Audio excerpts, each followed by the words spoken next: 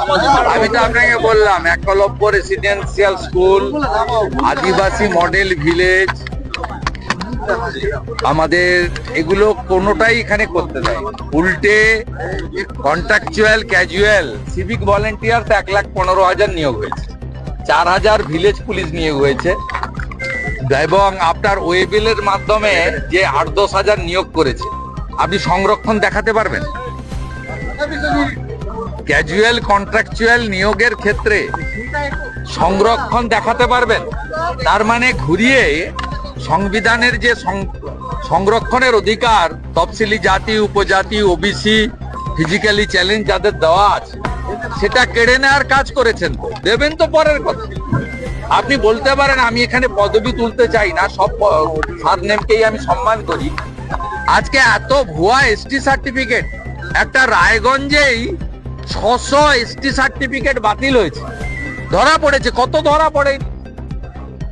আপনি ST certificate দিয়ে ST যারা নয় তাদেরকে এসটি সার্টিফিকেট দিয়ে তাদের অধিকার কাটছেন না।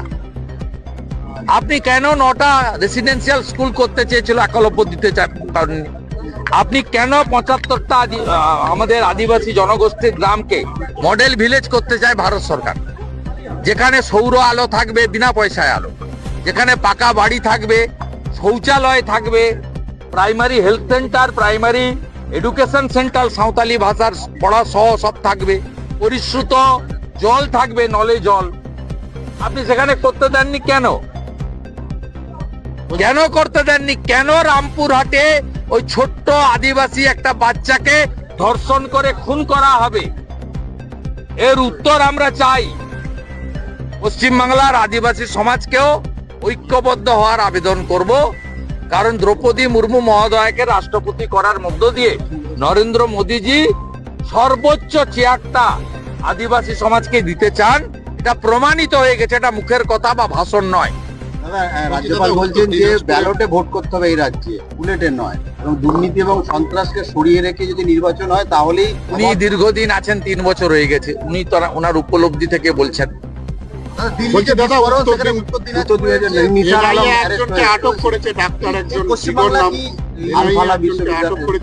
হাব এটা সাপ্লাই করার হাব। যত জঙ্গি, দেশ বিরোধী, আনসারুল বাংলা, হিজবুল মুজাহিদিন, যত লোককে এখানে সাপ্লাই করেন। এর আগে 7 শেখ ধরা পড়েছিল মুর্শিদাবাদের হরিহর পাড়ায়, 1.5 বছর ধরে খাজেরি মাদ্রাসা চালিয়েছে, আর 3বার তৃণমূলকে ভোট দিয়েছে। নির্বাচন হলো, সেখানে মহিলারা এনডিএ কে সাপোর্ট করেছে, নরেন্দ্র মোদীকে সাপোর্ট করেছে। এবারে যে বাংলা, সেখানে কি লক্ষ্মী ভান্ডার কোন রকম ফ্যাক্টর হবে? আপনাদের কি সরকার গঠন হবে? কি বলছেন আপনি? বিহারে যেভাবে মহিলারা সাপোর্ট করেছে এনডিএ কে, নরেন্দ্র মোদী, এখানে আরজিকর ফ্যাক্টর হবে, দুর্গাপুর আইকিউ সিটি ফ্যাক্টর হবে, কসবা ল কলেজ ফ্যাক্টর হবে। ওটা তো সরকারের টাকা, ওই তো বিজেপি কে দেখে নকল করেছে। মহিলাদের সশক্তিকরণের জন্য প্রথম এই স্কিম চালু করেছিলেন শিবরাজ সিং চৌহান, লাডলি বহিন। বিজেপি রুল স্টেটে অনেক ভালো হয়। বিজেপি রুল স্টেটে শুধু ওই ভাতাতে সীমাবদ্ধ থাকে না, বাড়ির শিক্ষিত যুবক যুবতী চাকরিটাও পায়। চাকরিটাও দিতে হবে, সামাজিক সুরক্ষাও দিতে হবে, লাখপতি দিদিও বানাতে হবে। একসঙ্গে সব কাজ এনডিএ বা বিজেপি সরকার ভারতবর্ষের সব রাজ্যে করেছে।